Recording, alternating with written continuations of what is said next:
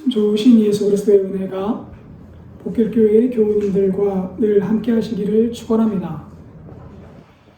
복길교회를 통해서 말씀의 은혜를 누리시고 복길교회를 통해서 하나님께서 주시는 복을 충만히 받아 누리시기를 바랍니다. 오늘 읽은 빌립보서 본문은 빌립보 교회를 향한 바울의 사랑을 느낄 수 있는 구절입니다. 빌립보 교회는 바울이 2차 전도 여행 중에 마게도냐 지방에 세운 첫 번째 교회입니다. 바울의 2차 전도 여행 계획은 본래 아시아를 거쳐서 비두니아로 넘어가려 했지만 성령께서 그 길을 막으셨다라고 사도행전은 기록합니다. 바울 일행은 비두니아로 가는 길이 막혀서 드로아라는 항구에서 머물고 있었습니다. 이때 바울이 환상을 보는데 마게도냐 사람 하나가 바울을 향해서 이렇게 이야기합니다. 마게도냐로 건너와서 우리를 도우라. 이 말을 들은 바울은 즉시로 전도 여행 계획을 바꾸어서 마게도냐 지방으로 건너갔고 그 첫 번째 도시인 빌립보에 이르러서 교회를 세웠는데 이 교회가 바로 빌립보 교회입니다. 바울은 빌립보 교회에 편지를 쓰면서 내가 여러분을 생각할 때마다 하나님께 감사하고 마음이 기쁩니다 라고 기록합니다. 여러분, 빌립보 교회에 어떤 모습이 바울을 기쁘게 한 걸까요? 오늘은 바울이 빌립보 교회를 기뻐했던 이유가 무엇이었는지를 알아보고 우리 복길교회가 자랑스러운 교회가 되기 위해서 무엇을 배우면 좋을지를 생각해 보겠습니다. 오늘 본문 3절과 4절을 읽겠습니다.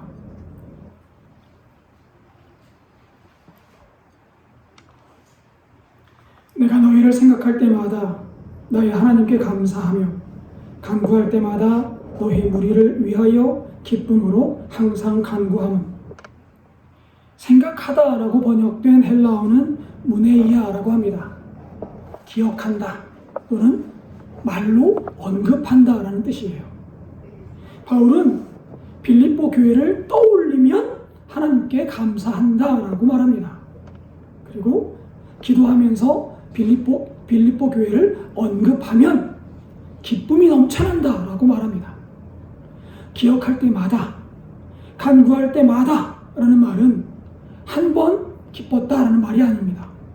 매번, 여러 번 기도할 때마다, 여러 번 언급할 때마다 하나님께 감사하고 기쁨이 넘쳐났다라는 겁니다.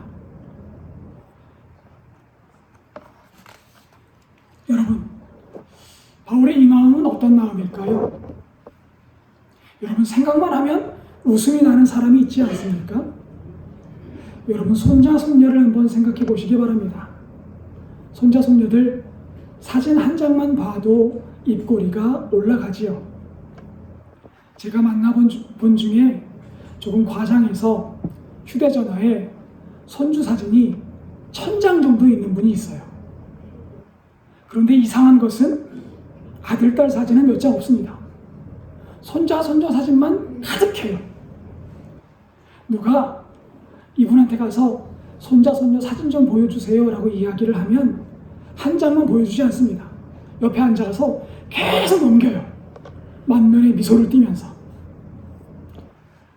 잠깐만 그만 보고 싶어요 말하고 싶은데 그 모습이 너무 환하고 기뻐 보여서 참 그만이라는 말을 할 수 없을 정도로 만면에 미소를 띠면서 사진을 보여줍니다.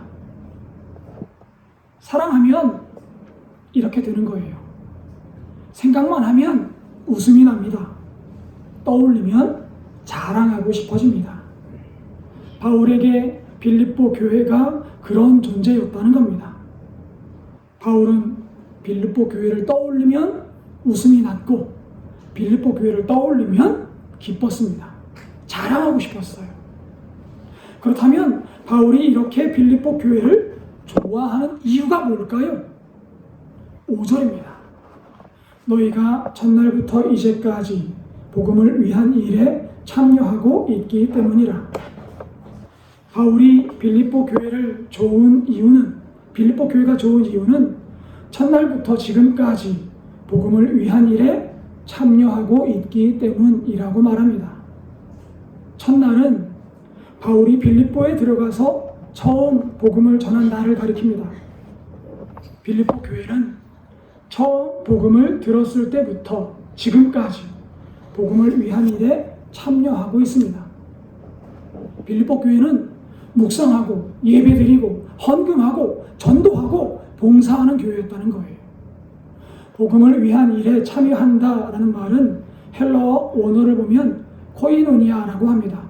흔히 친교라고 번역되어지는 말입니다.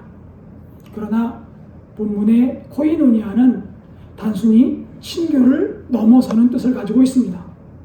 복음을 위한 거룩한 동역과 헌신이라는 뜻입니다.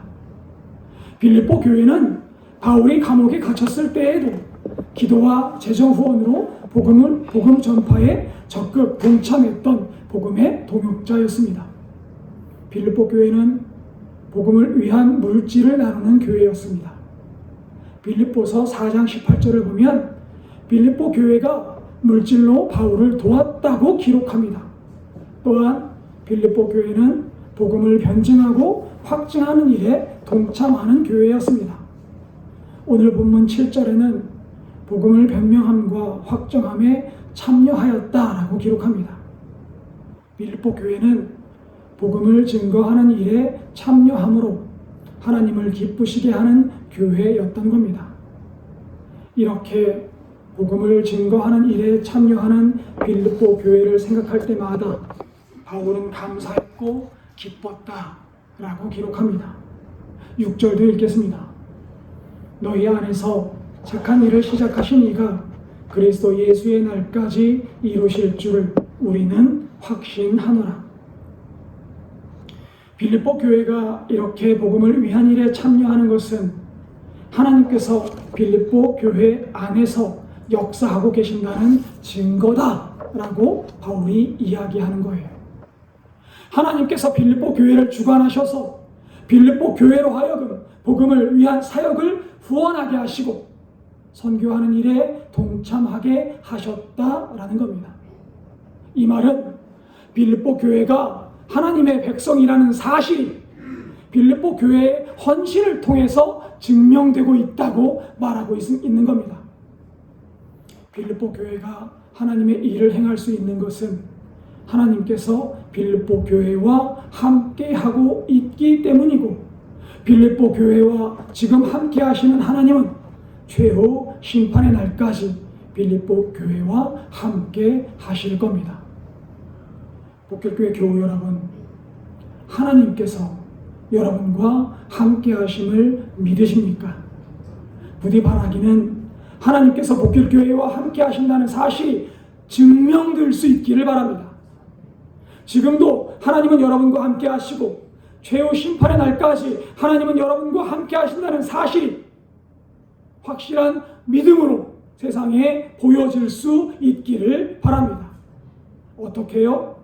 복길교회가 하나님의 사역에 참여함으로, 복길교회가 복음을 증거하는 일에 작은 손을 보탬으로, 기도를 보탬으로 우리의 믿음이, 주님의 동행하심이 세상 속에 드러날 수 있습니다.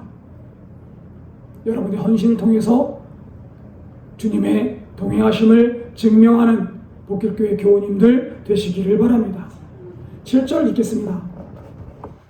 내가 너희 무리를 위하여 이와 같이 생각하는 것이 마땅하니 이는 너희가 내 마음에 있음이며 나의 매임과 복음을 변명함과 확정함에 너희가 다 나와 함께 은혜에 참여한 자가 됨이라.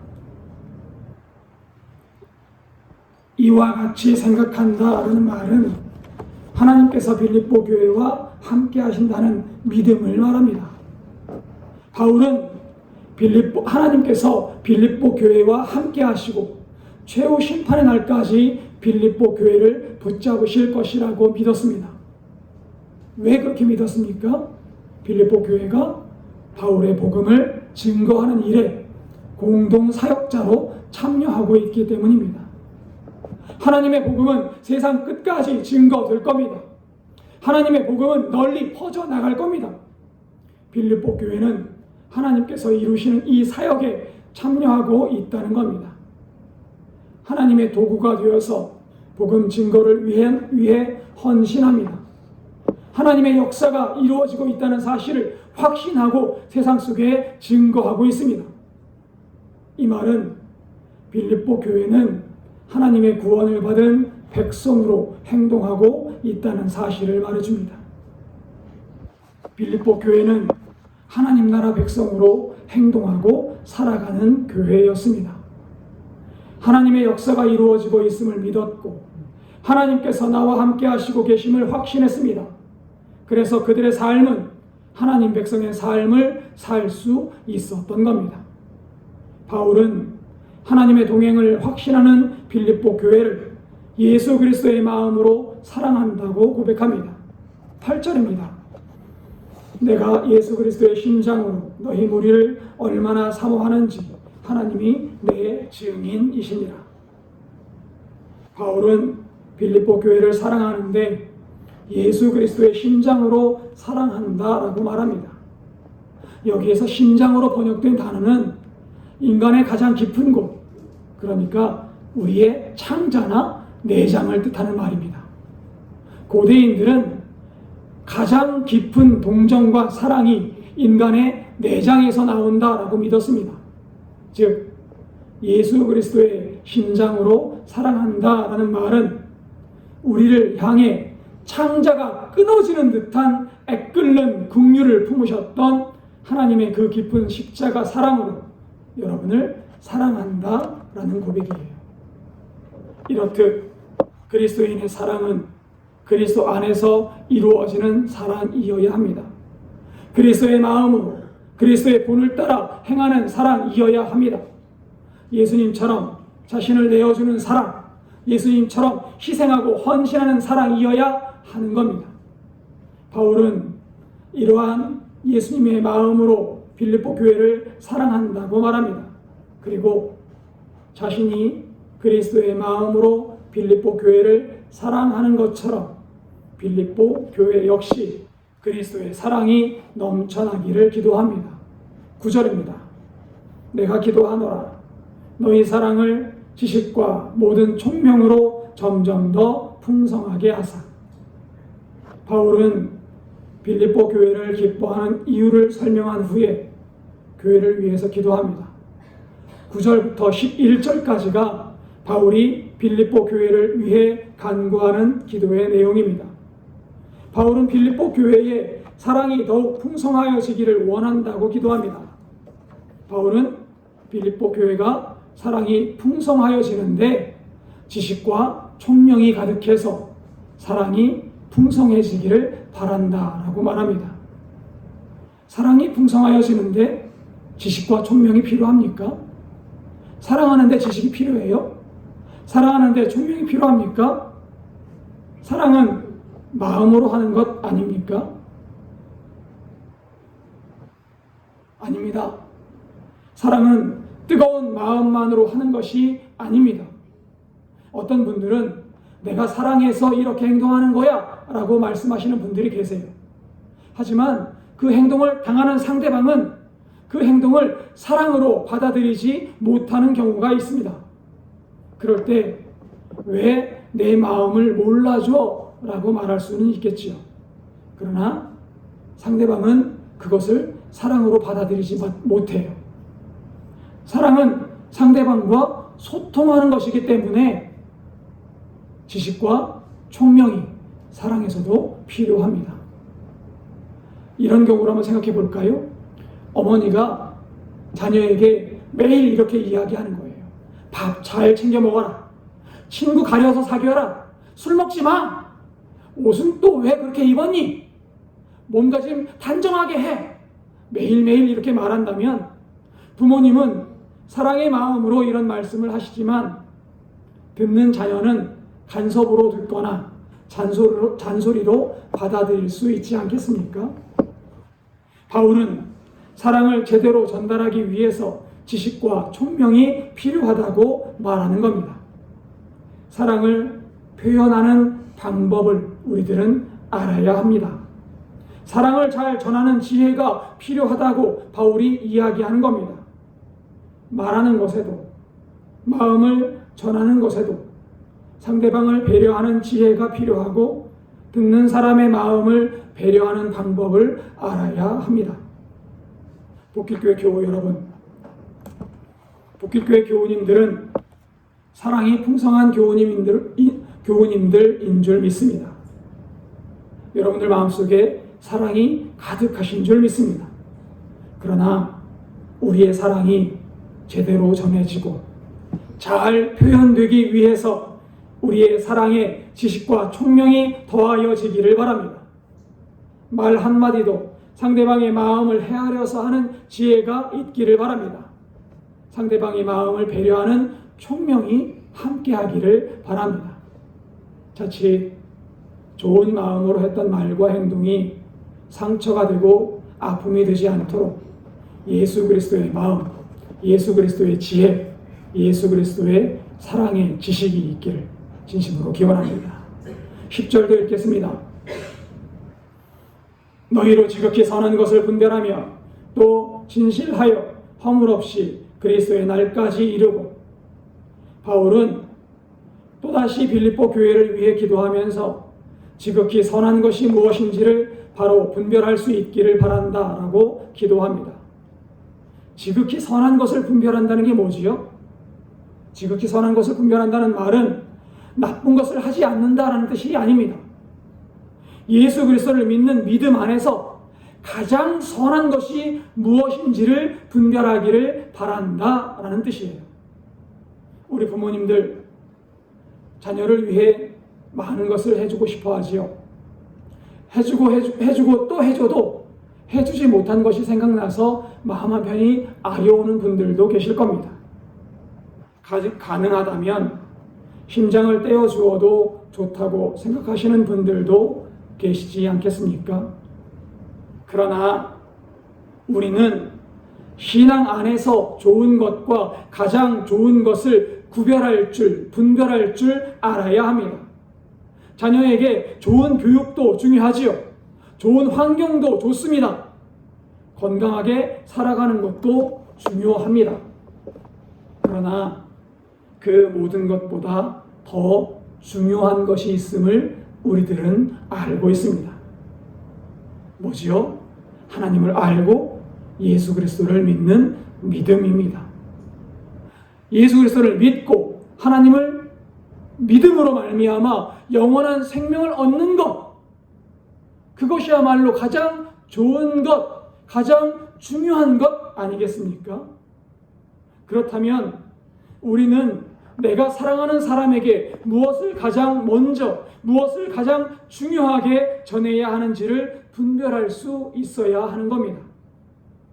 이 땅에서 건강하게 성공하면서 사는 것 좋은 일입니다. 그러나 신앙인은 좋은 것과 가장 좋은 것을 분별할 줄 알아야 하는 겁니다. 세상의 유익보다 비교할 수 없이 소중한 영원한 생명, 곧 예수 그리스도를 전하는 것이야말로 바로 지극히 선한 것을 분별하는 참된 사랑이라고 말할 수 있습니다. 복길교회 교우 여러분, 좋은 일 중에서 가장 좋은 일이 무엇인지를 분별할 수 있기를 바랍니다. 지극히 선한 일, 가장 좋은 것을 사랑하는 사람에게 나누어 줄 수 있기를 바랍니다. 가장 좋은 것을 주는 것이야말로 진정한 사랑이기 때문입니다. 여러분들이 가장 사랑하는 사람에게 무엇을 먼저 나누어 주시렵니까? 영원한 생명을 먼저 나눌 수 있기를 바랍니다.